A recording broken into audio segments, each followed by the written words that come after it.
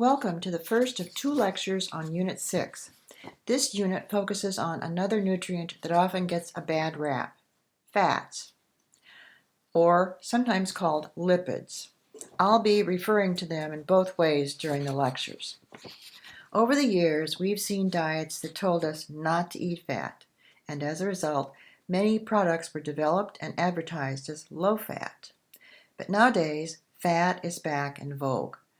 It's a time very reminiscent of the Atkins diet revolution in the 1970s. The message was, eat fat, not carbs. No wonder we're constantly confused by nutrition information. Here, we see our guy on the slide, ready to enjoy his burger, fries, and brewskis while he watches the game. We don't have to be a guy to enjoy that same meal. We've probably all been there. I know I have. But what we run risk of is packing on the pounds, as this guy seems to have done. We're not going to review the assignments for this unit or any other units going forward because all of the different types of assignments you'll be doing this semester have already been introduced. So, do check the assignment task list at the opening of Unit 6, and if you have any questions, please email me. We'll begin with a list of facts about fats. Note the pictures of the foods high in fat. I'm sure you see some of your favorites. We'll discover that although these foods all contain fat, the types of fat they contain differ. But let's look at some of the characteristics of fats or lipids. First of all, fats do not dissolve in water. For example, if you like a vinaigrette salad dressing, you know that you have to shake it before you use it because all of the oil has risen to the top of the bottle. Another fact is that fat provides us with 9 calories of energy per gram. That's more than twice the amounts for carbs. Here's an example. If we eat 1 teaspoon of sugar, it provides us with approximately 17 calories. But if we eat 1 teaspoon of butter, it provides us with 42 calories. We can see that fats are more calorically dense than carbs are, meaning that fats provide us with more calories per unit measure than carbs. However, one of the reasons we like fat or foods that contain it is because fat provides flavor, texture, and aroma to our foods. The aroma of French fries at McDonald's greets us at the door, and we want some right away. If we make cookies or cake, fat will affect not only the aroma, but the texture of the product.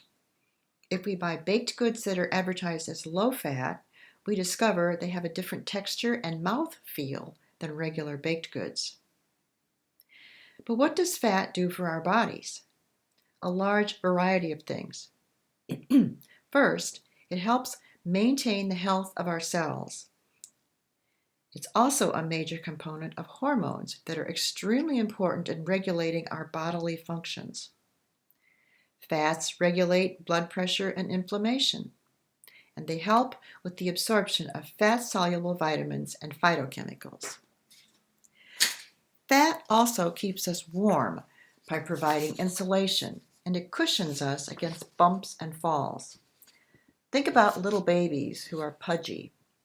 That pudge is important in protecting their growing bones. The opposite happens with many elderly people. Have you noticed that a lot of older people break their hips? There are many factors that contribute, but one of them is that many older people get thinner as they age due to a loss of appetite and loss of interest in eating. We're now going to talk about the structure of fats. Those of you who've taken chemistry will recognize the chemical structures that you'll see all through this chapter. These structures tell us a lot about how a lipid or fat reacts when we ingest it. A major component of most fats in our bodies is a fatty acid, and you'll see that structure here. Each fatty acid contains a chain of carbon molecules that are connected to each other. The length of the chain will vary and is also a determinant of how easily the lipid is absorbed in the body. On the end of the chain, we see an acid group that affects our body's ability to process fats. Triglycerides make up almost all of the lipids in our bodies.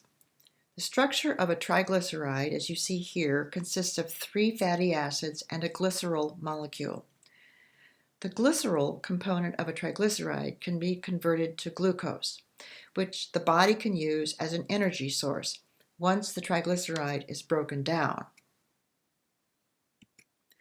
When we talk about fats or lipids, we often compare them according to their chemical structures. These structures determine some of the characteristics of the lipid and also how the lipid affects our body. The structure at the top of the slide is a saturated fat. Chemically, it has no double bonds between the carbon molecules. Each carbon is completely filled or saturated with hydrogen. The lack of double bonds makes the fat stiffer or solid at room temperature. The middle structure is a monounsaturated fat. Notice it has 1 double bond between the carbons in the center. That carbon is missing a hydrogen, thus the term mono is applied, just as it was with simple sugars, which are called monoglycerides. The double bond makes this type of fat less solid at room temperature. The structure at the bottom has at least 2 double bonds and can have more than that. It's called a polyunsaturated fat, poly, which means many. Because there are several double bonds, a polyunsaturated fat is always liquid at room temperature. Let's now consider the food sources of each of these types of fats. We find the largest source of saturated fats in animal products. Note the butter and the bacon shown on the slide. But some plant fats are also saturated, such as coconut and palm oil. Monounsaturated fats are also found in both plant and animal products. But the largest sources are plant products such as olives, avocados, and peanuts.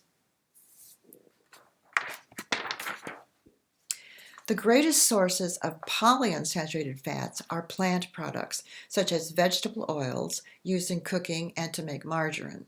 Hint, if you want to buy a margarine that's healthier for you, look for one that has liquid oil as its first ingredient, especially safflower or sunflower oils. This table is similar to Table 6.1 in your text, and compares the fatty acid content of a variety of fats and oils. You can see that each of the food products contains all 3 types of fat, but some have very high percentages of saturated fat, like coconut oil, while others have larger percentages of monounsaturated fat, such as olive oil. And you can also see that safflower oil has the largest percentage of polyunsaturated fat. Trans fatty acids, or trans fats, are unsaturated fatty acids that have an unusual type of chemical structure. You can see the difference in Figure 6.7 in your e-text. Trans fats are rarely found in unprocessed foods like meat or eggs, but you'll almost always see them listed on processed food labels, like cakes, cookies, and so forth. However, the label will state that the product contains 0% trans fats. This is because the use of artificial trans fats, or sometimes called partially hydrogenated oils, in foods was banned in the United States in 2018. So why were the trans fats banned?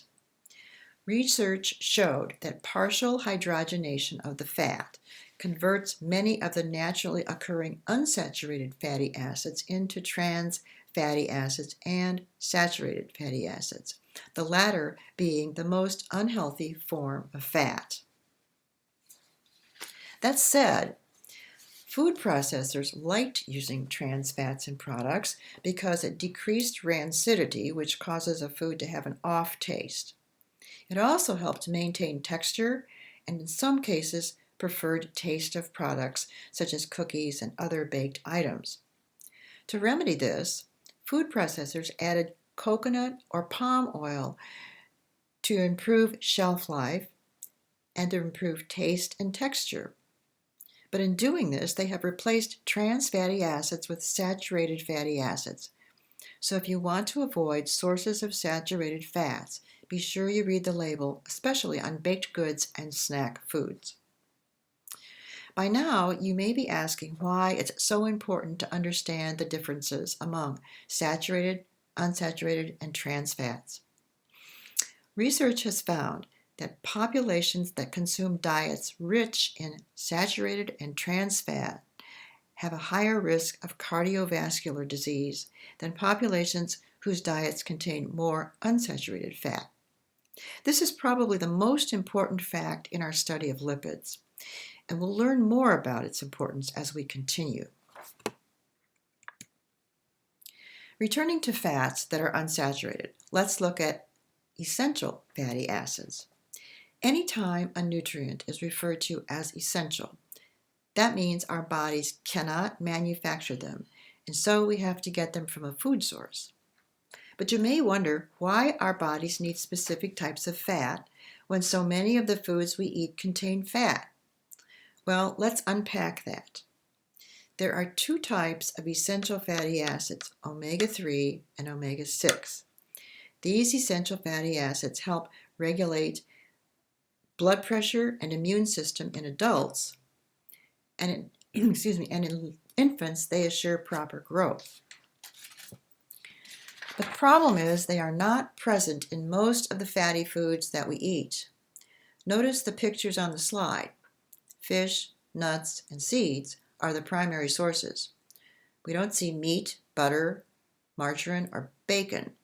So in many cases, we have to make a concerted effort to eat enough of these. Cholesterol is a term that I'm pretty sure you've heard of before. There's a good chance someone in your family is on a low cholesterol diet. We'll talk more about what that diet might look like in part 2 of the lecture. But for now, let's talk a little bit about what cholesterol is. It's a lipid, but it's a sterol, which means it has a different structure than other lipids. It does not contain fatty acids. Because we are animals, our bodies manufacture cholesterol in the liver. Although animal foods are the only dietary sources of cholesterol, we seem to get more than enough from our diets unless we are careful.